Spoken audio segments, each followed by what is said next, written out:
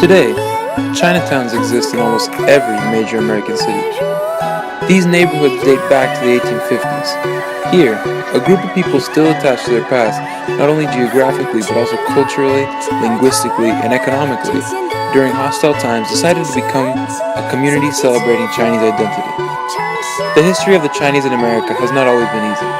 An unfair amount of blood was shed in order to pay for the acceptance into a new world. Seeking for enough money to feed a family, a variety of individuals came into the U.S. with the hope of a new beginning. People from all social classes, regions, and backgrounds came in the mid-1800s. A big subset of Chinese immigrants saw the opportunity to make a living out of the railroad production and the gold rush in California. But as the railroad production came to an end, Chinese immigrants started looking for other types of work. Native-born citizens felt threatened by the Chinese. Massacres and riots occurred against this race, which resulted in the Exclusion Act and other laws that limited the amount of Chinese immigrants coming into the U.S., as well as limiting their freedom in a growing country. Long times of isolation, hunger, sleepless nights, and family separation were a common feature of the newly arrived Chinese immigrant experience. All this mistreat that they experienced most of the times left them scarred for life. The establishment of anti-immigrant laws forced Chinese immigrants to band together to find new ways to make a living, preserve their culture, and overall improve their quality of life. Migrating to the United States wasn't easy. One of the main causes for hardship would be the new laws being created, such as the Chinese Exclusion Act. The Chinese Exclusion Act was the first law in the United States to ever restrict immigration. It was the shift from free and unrestricted immigration to restrictions and racism. It was passed because of economic fears, and it was believed that the Chinese were racially inferior. The Chinese Exclusion Act was put into action on May 6 of 1882.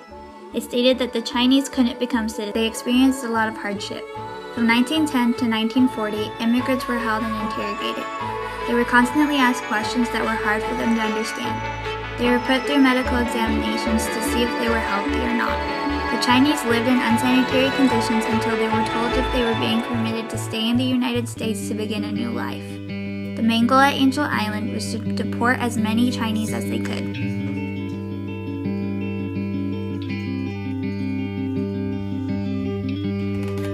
After the Chinese Exclusion Act of 1882, the Geary Act was passed. The Geary Act was passed on May 5th of 1892. The Geary Act required people to carry identification papers. This law was extended another 10 years and it became permanent in 1902. Beginning in 1910, the U.S. government set up Angel Island, an immigration station in San Francisco Bay that regulated the amount of immigrants entering the U.S. Angel Island was designed to provide shelter to European immigrants who were expected to begin arriving in California once the Panama Canal was opened. International events after 1914 canceled the immigration of Europeans. Instead, Asians were the majority of immigrants going through the West Coast. Upon arrival at Angel Island, they experienced a lot of hardship. From 1910 to 1940, immigrants were held and interrogated. They were constantly asked questions that were hard for them to understand. They were put through medical exams to see if they were healthy or not. The Chinese lived in unsanitary conditions until they were told if they were being permitted to stay in the United States to begin a new life. The main goal at Angel Island was to deport as many Chinese as they could. When the sun goes to bed, that's the time. America has power, but not justice. In prison, we were victimized as if we were guilty. Given no opportunity to explain, it was really brutal. I bow my head in reflection, but there is nothing I can do. Originally, I have intended to come to America last year. Lack of money delayed me until early autumn. It was on the day that the Weaver Maiden met the cowherd that I took passage on the President Lincoln. I ate wind and tasted waves for more than 20 days. Fortunately, I arrived safely on the American continent. I thought I could land in a few days. How was I to know I would become a prisoner suffering in the wooden building? The barbarians' abuse is really difficult to take. When my family's circumstances stir my emotions, a double stream of tears flow. I only wish I can land in San Francisco soon, thus sparing me the additional sorrow here. This is a message to those who live here not to worry excessively. Instead, you must cast your idle worries to the flowing stream. Experiencing a little ordeal is not hardship. Napoleon was once a prisoner on an island.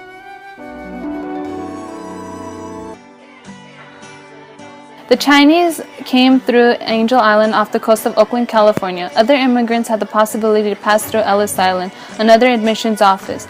The difference between the two was that in Angel Island, Chinese immigrants had much tougher guidelines when it came to letting them into the country. The process time ranged from a few weeks to many years. The average immigrants would be subjected to intense interrogation upon arrival. Men and women were separated and placed into barracks where they would be waiting upon their next interrogation or medical exam. These medical exams were often invasive, and they often shamed the women that were subjected to them because of their modest customs.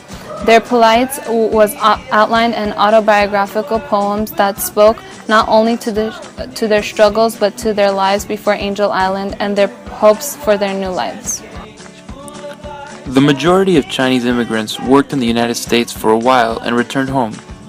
Most Chinese immigrants were single men who were attracted by the gold rush in California. They worked and mined for gold on their own or labored for other miners, and later on they opened up their own businesses such as restaurants, laundries, and other personal service concerns. The Chinese appeared sinister and exotic to Americans. They were criticized for following a different religion, using opium, playing gambling games, speaking a different language, wearing different clothing, having a different style, eating different foods, and celebrating different holidays. From 1882 to 1943, the United States government tried to cut immigration from China to the United States because there were a large number of Chinese who had come to the United States in response to the need for inexpensive labor, especially when hearing about the construction of the Transcontinental Railroad. Competition with American workers brought pressure, which led to the Chinese Exclusion Act. Only teachers, students, merchants, and travelers were allowed into the United States and would be admitted upon presentation of a certificate from the Chinese government. When we set out to make a documentary about the immigration of the Chinese, we approached it like an average task. The film we have put together hopefully shines a light on the strength of this community. However, it is impossible to make something that is emblematic of millions of stories. More lives have been touched by this segment of history than one movie can ever fully express. Chinatown is the symbol of success of Chinese immigrants, a success that only exists through community. The legacy of China in America is visible throughout the nation. The success of Chinatown is not in the buildings or businesses, but in the people that fought against adversity for years and have come out strong and connected to their culture. We hope that our film has, in some small way, educated you or made you more aware of the truth and sacrifice behind this great movie.